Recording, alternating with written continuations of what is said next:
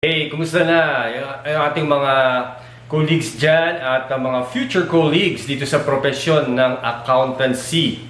Pag-uusapan naman natin ngayon ang pinakamalaking organization dito sa tatlong klaseng organization sa business. In a little while.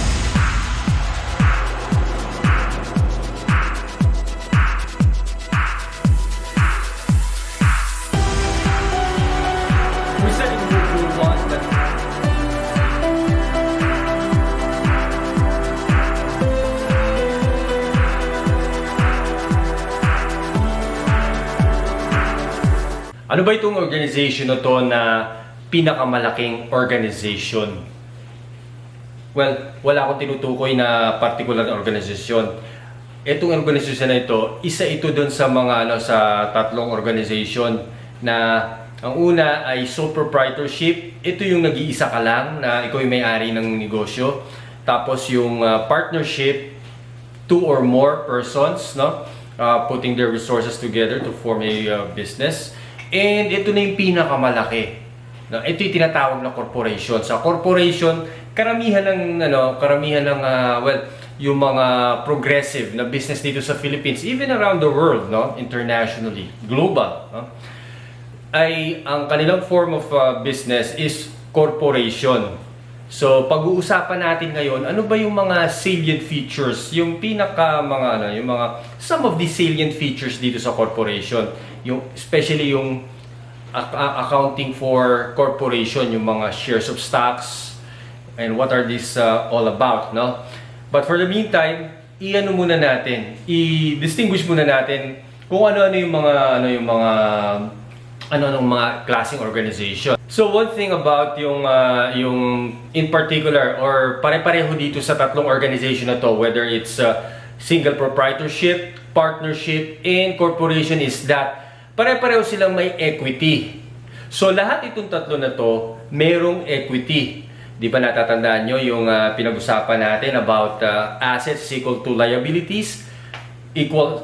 Assets is equal to liabilities plus equity, or A is equal to L plus E. So it applies in all three form of organization.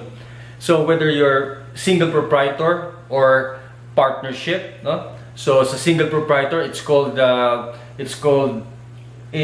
sole proprietor equity or owner's equity. Doon naman sa partnership, it's called partnership equity or partner's equity. So kung ilan yung mga partners, let's say A partner, so B partner, so ganyan, may mga sarili-sarili silang equity, so it's called the partner's equity. Doon naman sa corporation, ang tawag naman dito, dati ang tawag dito stockholders equity. Pero medyo binago yan under sa IFRS, yung terminology from stockholders equity, ginawang shareholders equity. Pero pare-pareho rin naman yun, ano pa rin siya? Pareho pa rin she or shareholders, whether it's stockholders equity or shareholders equity. Pagdating naman sa accounting, halos yung the same accounting principle applies regardless of the organization.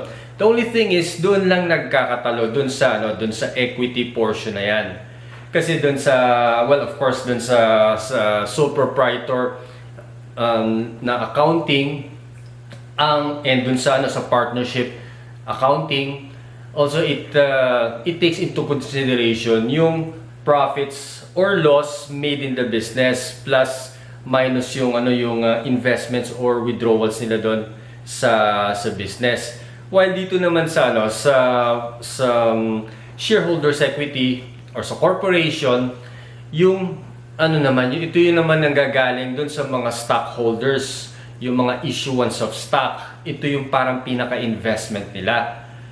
Kasi mas wider yung range ng corporation pagdating sa pag-procure ng funds. And one of them is issuing stocks. So we will talk about that later, as well as yung of course yung profit, yung accumulated profit or loss na nilalagay sa isang dun sa account na retained earnings. So we're going to talk about that in a little while. So let's talk about the concept of a corporation. A corporation is an artificial being created by operation of law, having the right of succession and the powers, attributes, and properties expressly authorized by law or incident to its existence. And the corporation is a legal or juridical person with a personality separate and distinct from the individual members or shareholders.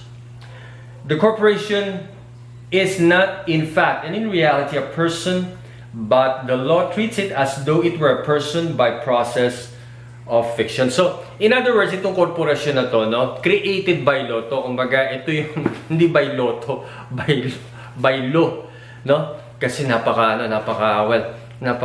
nosebleed nung definition ng corporation. No? Pero kung ilalagay natin sa madaling salita, no, ito ay parang tao rin siya.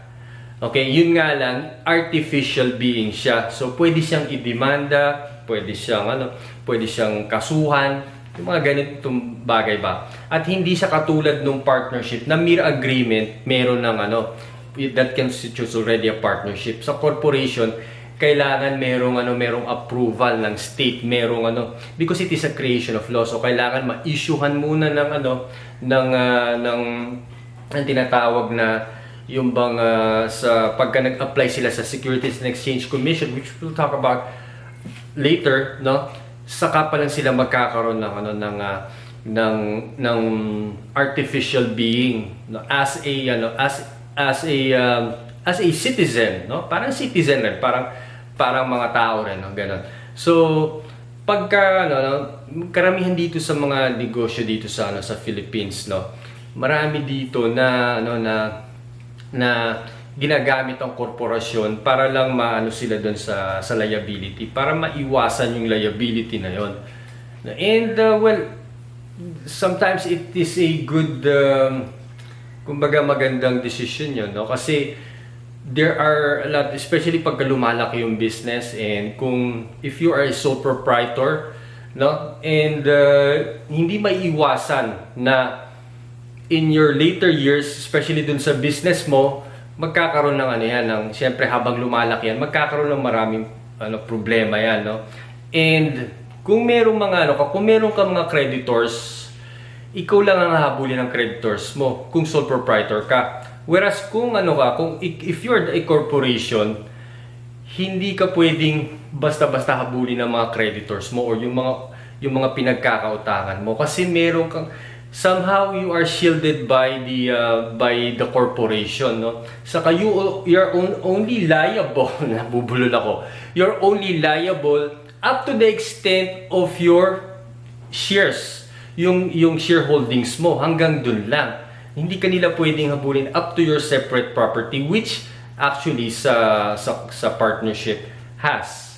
No, so pag-usapan natin ngayon yung iba pa mga accounting concerns dito sa another thing that we need to know dito sa corporation, no, is that ang corporation, once it is formed, pag inorganize ito, kailangan hindi siya bababa doon sa 5 and hindi siya tataas ng 15. So not less than 5 but not more than 15. So ito yung mga incorporators, sila yung mga nagpasimula ng korporasyon. And there are also two types of corporation. One is stock corporation and another one is a non-stock corporation. So itong stock corporation, ito yung normally these are profit-oriented na mga corporation, no? So sila yung nag-i-issue ng stocks para doon sa mga potential investors, no? So we're going to talk about this, especially yung mga preliminaries ng accounting dito, no? With regard to accounting of yung sa journal entry method and yung memorandum entry method, no. Doon naman sa non-stock corporation, ito yung normally mga non-profit corporations, no, non-profit oriented. Ito yung mga kumbaga, well, madalas natin narinig yan non-profit na yung mga non-profit na yun, pero napakalaki ng profit ng dyan, no? Ang tawag naman dito mga members, yung mga members composing that, no? So yeah, it's a misnomer yung word na non-profit na yon, but marami ring non-profit dito na non-profit na talagang advocacy naman yung kanila. No, this is stems from an advocacy. Now, we're going to talk only about yung sa stock corporation, no? Accounting for stock corporation. Katulad ng pinag-usapan natin kanina about that the corporation is created by law. So, ngayon naman, pag-uusapan naman natin yung mga contents doon sa articles of incorporation. Because before they can start a corporation, kailangan mag-submit muna sila sa Securities and Exchange Commission na tinatawag na Articles of Incorporation. So we're going to enumerate them. So all corporations shall file with the Securities and Exchange Commission the Articles of Incorporation containing substantially the following matters. Letter A, the name of the corporation. Letter B, the purpose or purposes for which the corporation is formed. So, ano yung pinaka-purpose ng korporasyon na to? Bakit sila nagtayo ng corporation, no? So, this goes for both stock as well as non-stock corporation. The place where the principal office of the corporation is to be established or located, which place must be within the Philippines. So, especially for domestic corporation, no? The term of existence if the corporation has not elected a perpetual existence. Now, dito sa existence na to, no, it is known that a corporation is long-lived, no, more than yung sa sole proprietor and dun sa partnership, no. Bigla ko naalala yung professor ko dun sa business law. He said that corporators die, stockholders die, long live the corporation. So it means that may siya kasi meron siyang succession, may continuity ang isang korporasyon. And San Miguel, for instance, no, more than 100 years na ang San Miguel, no. So nagbabago, na lang sila, nag-renew na lang sila, no, every after 50 years, no. 45 years pwede na sila mag-apply, no. So for another 50 years. And the next one is letter E, the names, nationalities, and residence addresses of the incorporators. The number of directors, which shall not be more than 15, or the number of trustees, which may be more than 15. The names, nationalities, and residences addresses of persons who shall act as directors until the first regular directors are duly elected. If it is stock corporation, the amount of authorized capital stock. Yan. And the number of shares into which it is divided.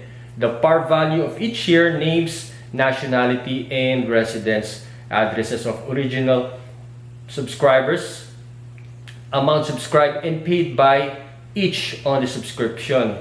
So pagka naman raw no par value, the articles need state only the number of shares, but the fact that the share is without par value, which shall be stated therein. No? So pag-uusapan rin natin yung concept, accounting concept ng par value at saka non-par value.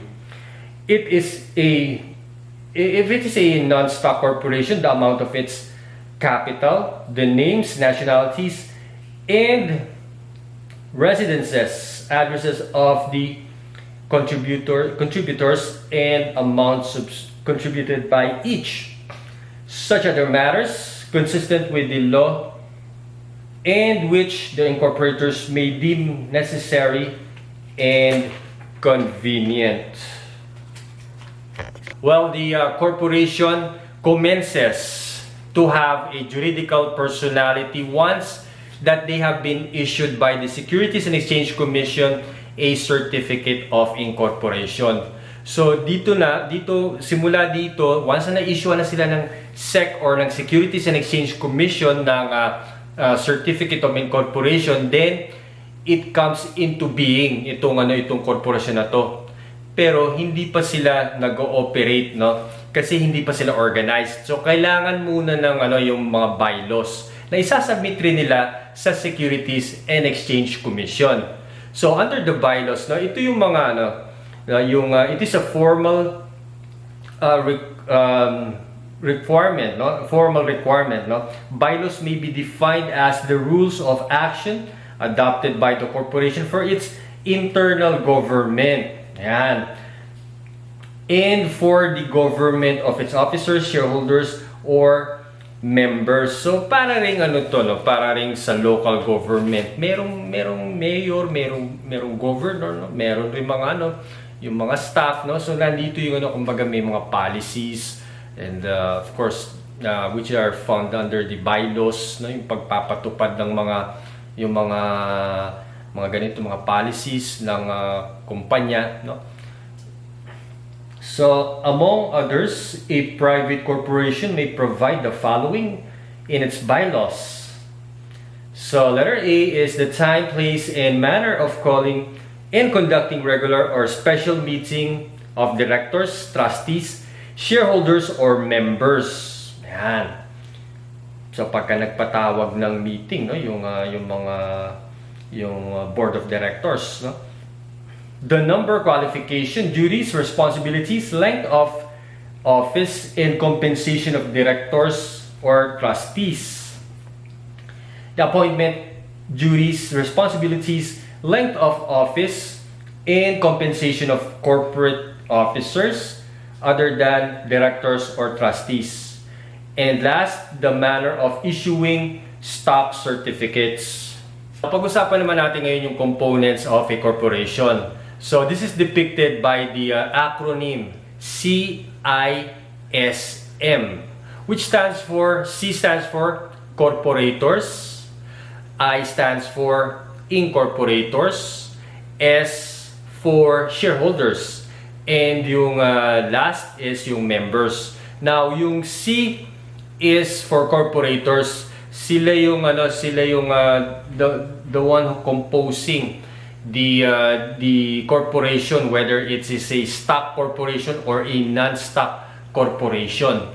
Dito naman yung I naman, ito naman yung incorporators. So sometimes we parang napagpapalitan natin, no? Parang we mistaken yung corporators at incorporators, no?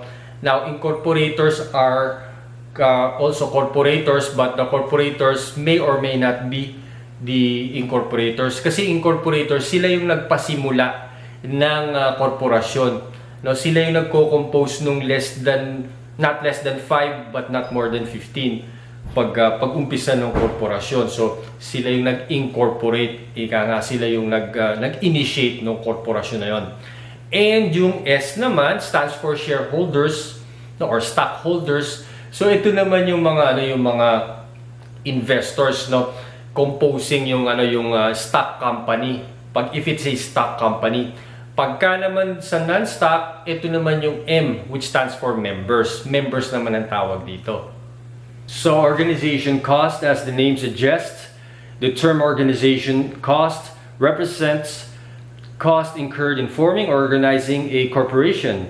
So specifically, organization costs include legal fees in connection with the incorporation, such as drafting of articles of incorporation and bylaws and corporation registration, incorporation fees, and last, share issuance costs, such as printing of share certificates, cost of stock and transfer books, seal corporation, underwriting and promotional fees, accounting and legal fees related to share issuance. So, PAS 38 suggested that itong mga legal fees and yung mga bayad doon sa pag-facilitate nitong sa pag-issuance ng stocks should be expensed as incurred, no? And another thing is that itong shareholders equity, no, or stockholders equity, which is the residual interest of owners in the net assets of a corporation. So it has some terminologies, no, na different dun sa ginagamit dito in Philippine term and yung sa IAS term, pero the same meaning, such as yung capital stock doon sa ginagamit yan sa Philippine term, no, in the PSC, local stock exchange, no. Pero sa IAS term or sa international accounting standards. It's called the share capital. And then yung subscribed capital stock, ang tawag naman sa IAS term or international accounting standards is subscribed share capital. Tapos yung ito yung madalas kong interchange, no, yung common stock saka yung ordinary share capital. So pareho yun sa LSE or sa local stock exchange, common stock, no, pero sa in accounting terms, it's ordinary share. Tapos yung preferred stock naman dun sa Philippine term, and yung preference share capital. And then yung additional paid-in capital, no, ang tawag naman ngayon dito sa IAS term, no, dati ang tawag rin na, nung ako'y nag-aaral, ang tawag dyan is additional paid-in capital, pero ngayon ang tawag na is share premium. Tapos yung Philippine term, yung isa pa, yung sa retained earnings, no, if it's or a deficit, doon naman ngayon, IAS term is accumulated profits or losses. Pero ginagamit pa rin yung salitang yan, yung retained earnings, no. And then meron pa yung isa, yung retained earnings appropriated. Ito naman, appropriation reserve naman siya, no? Para doon sa mga projects na halimbawa merong pinaglalaanan. And then isa pa yung revaluation surplus, ang tawag naman ngayon sa IAS term is revaluation reserve. And yung treasury stock, ang tawag ngayon is treasury share. So yung stock naging share. So some definition of shares before we move forward dun sa formal accounting procedures nito is that na kailangan nating maintindihan, no, is that number one, itong share capital. So itong share capital, this is a portion na within that authorized share capital, no, ito yung pinaka inauthorized ng SEC or ng Securities and Exchange Commission, no, na itong share capital na to, ito yung paid in na, kumbaga bayad na to, and therefore meron ng issuance ng stock certificate. So ito na yung kumbaga ito na yung ito yung kine-credit natin. This increases the equity of the corporation. And the next one, ito yung subscribed share capital. Itong subscribed share capital, this is the portion on the authorized share capital which is actually subscribed but not yet fully paid. Therefore, it is still unissued. And then yung dito, yung subscription receivable mina-minus dito sa subscribed share capital. And then the last one, ito yung tinatawag na share premium. So yung share premium naman, ito naman yung excess ng par shares, no? yung shares na may par, no, or yung no par, no. Pag sinabing par shares kasi, ito yung yung nag-a-appear sa stock certificate, no, na dito sa Philippines ang normally itong na to 5 pesos and above, no. Pero meron na rin, may there also literature, no, na pina-price yung par value shares at 1 pesos, no. So ina-allow na rin yon. Pero yung sa no par value, hindi pwedeng bumaba ng 5 piso. So ito yung pag-aaralan natin maya-maya, no. So yung share premium na ito yung excess ng par value or non-par value, if as the case may be. Pwede na tayo mag-accounting? Kasi kanina pa ito, nakasulat na nga no? Sandali lang. Meron pang mga terms na kailangan natin malaman, no? So para may idea lang tayo na bago tayo magpunta mismo dun sa formal accounting. And isa diyan yung retained earnings. Now, kagaya ng sinabi natin kanina, no, na ang nagkakaiba doon sa sole proprietor saka doon sa partnership is yung equity. Kasi dito lang sa corporation merong tinatawag na retained earnings. Itong retained earnings na to, this is the accumulated earnings, no? Kaya tinawag na retained, no? Na retained yung earnings, no? Accumulated earnings from past operations. Pati na yung mga dividend distributions. Saka kung ano pa yung mga prior period na adjustments. Dito kumbaga dito bumabagsak sa retained earnings. And another thing is that yung isa pa sa mga features ng isang corporation is that yung sa revaluation surplus. So kasama rin yun, no? Na wala doon sa sa iba pang other forms of organizations, no? So ano pa yung nami-miss out natin para bago tayo magpunta rito? Yung yung par value, no? Par value, well, pag sinabing par value, ito yung kumbaga minimum na isusubscribe ng isang stockholder doon sa corporation na yon. No, hindi pwedeng bumaba doon kasi that is illegal, kasi inauthorize yan ng Securities and Exchange Commission. So like we said a while ago, a corporation is a creation of law. So hindi mo pwedeng so once na sinet ng Securities and Exchange Commission, as far as the par value is concerned, then hindi mo pwede mas mababa doon. Now, paano naman pagka no par shares? No, kasi meron rin tinatawag na no par shares or yung stated value.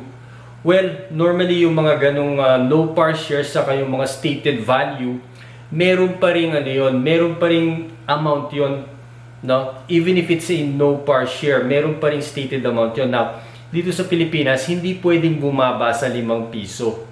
So, I think we have covered enough dito sa corporation as far as yung accounting for that is concerned. Now, kung meron man tayo mga kailangan banggitin as we go through this problem, no? So saka natin babanggitin as we go through this example, no? Ito, by the way, is accounting for ito na yung sa issuance of shares, no? As we know, dito sa corporation, isa sa mga rito, yung main features dito is yung pag-issue ng shares sa potential investor or stockholders ng company. And as far as accounting is concerned, meron dalawang approaches dito. Meron tayong tinatawag na memorandum approach, saka yung isa yung journal entry method. Now, yung pagkakaiba nitong dalawa is that dito sa memorandum approach, once na inauthorize ka ng Securities and Exchange Commission for a certain number of shares, and yung share capital mo, no? Lang yon, kumbaga it's just a memo entry, parang may notation lang doon. So ipapakita natin dito sa example na to, no? Oh, incidentally, bago ko makalimutan, yung legal capital nga pala. Now, when you say legal capital, ito yung capital na hindi pwedeng gastusin. No, kumbaga during the duration of the corporation, kasi this is a parang insurance to doon sa mga creditors, saka in the event na mag-liquidate yung corporation. Now, legal capital may come in two forms, no, depending if it's a par or no par yung company or yung corporation. If it's a par corporation, then yung legal capital niya represents the par value, yung total amount ng par shares or par amount nung corporation. And then yung sa naman doon sa no par or stated value na corporation, no, o no par corporation, yung buong amount, yung proceeds na yon represents the legal capital. So hindi ito pwedeng gawing dividendo para doon sa mga sa mga stockholders, no? So this is just an insurance, parang to protect yung mga creditors. Now, without much ado, we will go now dito sa problem at hand. Puntahan na natin yung problem na prepare ko para sa inyo, no? Now, para dun sa mga yung mga nag-take up na ng accountancy before, o yung mga financial accounting and reporting. So, parang review rin ito lang ng financial accounting and reporting, no? So, ito yung mga procedures para dito sa issuance ng shares, no? So, let's take this example. An entity was authorized to issue share capital of 4 million pesos divided into 40,000 shares with par value of 100. Okay, so 4 million divided by 40,000 equals yung par value niya yung 100. So which means that a corporation cannot issue a share of stock lower than its par value because it's illegal. So kaya siya may par value. Now, let's take this one by one, no? Using yung memorandum method and yung journal entry method. So makikita natin dito sa memorandum entry method, no? O memorandum method na it's just a notation, no? Parang ninanarrate mo lang yung yung transaction. So the entity was authorized to issue share capital of 4 million divided into 40,000 shares with par value of 100. So parang mo lang nire-rate yung kung ano yung nangyari. Okay, so pagdating sa authorization, no, which is yung like we said a while ago, yung Securities and Exchange Commission are the ones authorizing new shares. So under the memorandum method, no, it's just a memo entry or it's just a notation, no? Okay, now sa journal entry method, we will see that meron siyang ang entry niya is unissued share capital for 4 million yung total nitong par value times yung 40,000 shares. So yes, that's 4 million, no? And then credit authorized share capital. Now, ito magpapansin natin yung debit niya is unissued share capital kasi hindi pa siya ini-issue. Now, later on, once na fully paid na yon, saka natin siya i-credit itong unissued share capital. For the meantime, ito yung total na authorized galing sa SEC, yung authorized share capital for 4 million. So, naka-credit siya. Let's go to number 2. Sabi dito, received subscription to 10,000 shares at par. Okay, so naka-receive siya doon sa mga subscribers or doon sa mga investors ng corporation, no? Incidentally, meron ring ruling yung about 25%, no? Yung authorized dun sa authorized share capital should be 25% of the authorized capital should be subscribed, and 25% of the subscribed should be paid. So ito matagal na tong ruling na to, no? About dito sa corporation, no?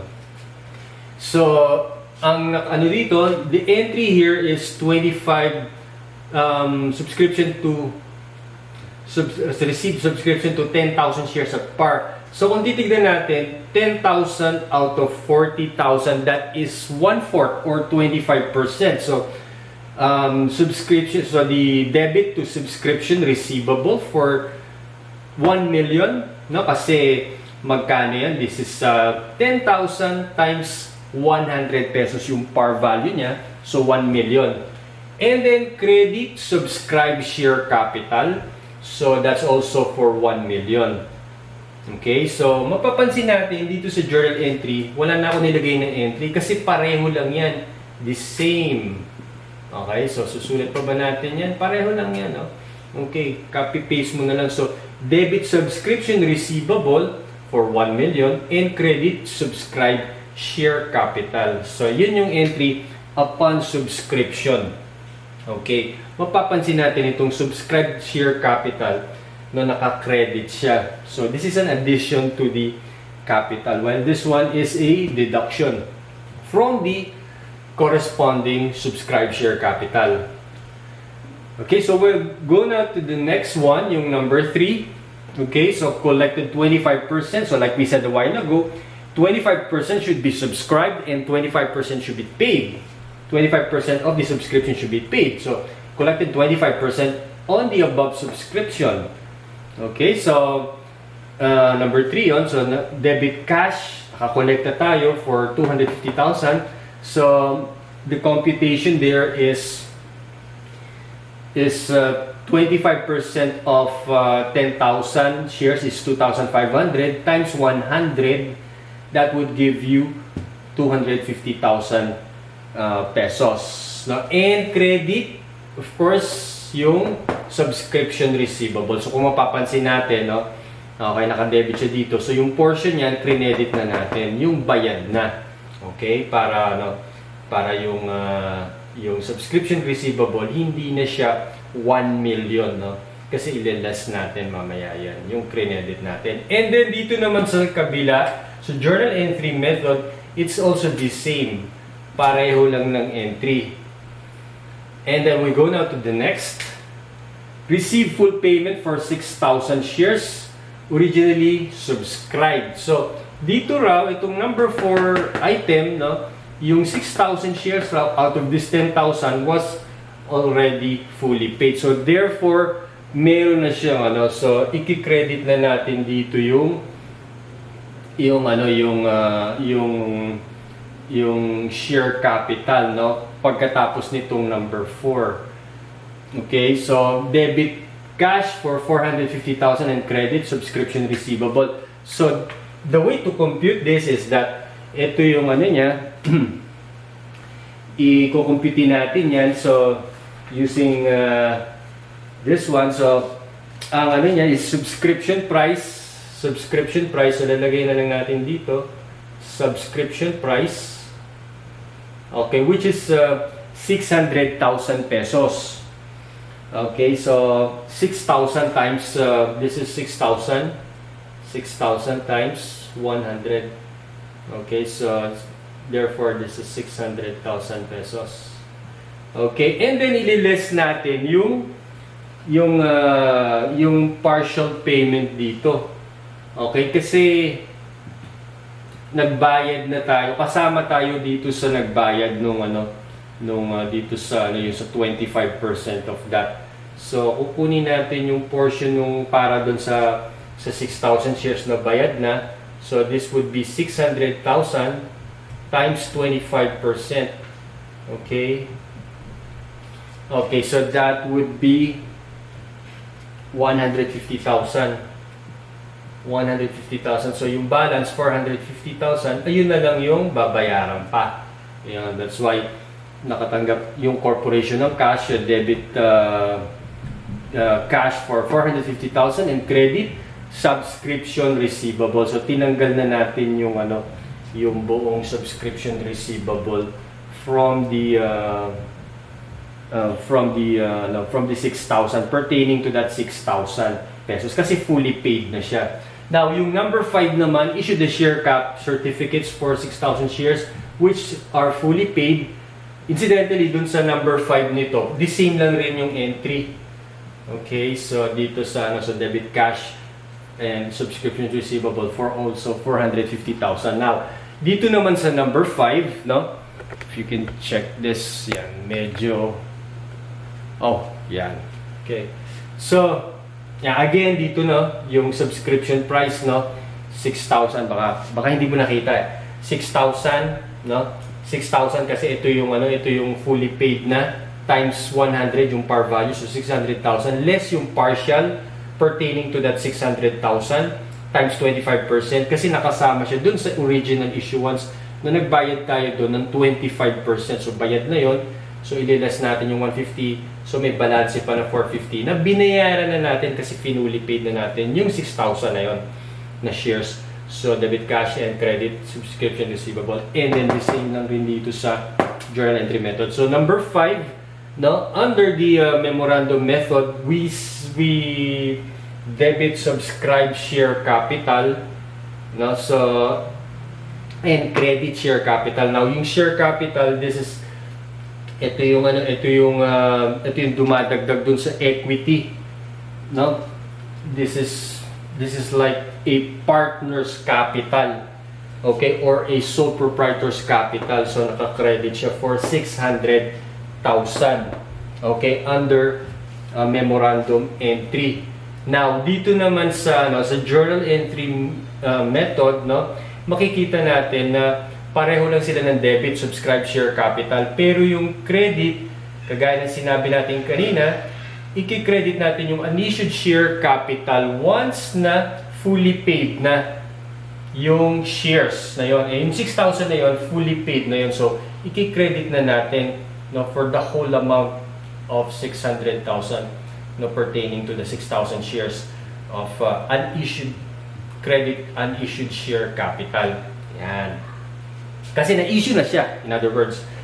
Okay, so last, number 6, receive a cash subscription for 5,000 shares at par. So, under memorandum method, so debit cash. Okay, so debit cash for 500,000. This one. And credit share capital. So, diretso na kagad. Credit share capital for 500,000. Wala na kasing subscription. And then dito naman sa journal entry method, so debit cash for 500,000 and credit unissued share capital for 500,000. So, yan. So, diretso na rin. Kasi hindi na dumaan sa subscription. So, mapapansin natin dito sa dalawang methods na to, na dito lang sila hindi, yung una, huli lang sila magkaiba. Pero doon sa gitna, pare-pareho sila ng entries. Nagkakaiba lang sila pagka doon sa una, yung authorization, saka doon sa issuance na nung share certificate or nung stock certificate. Yan.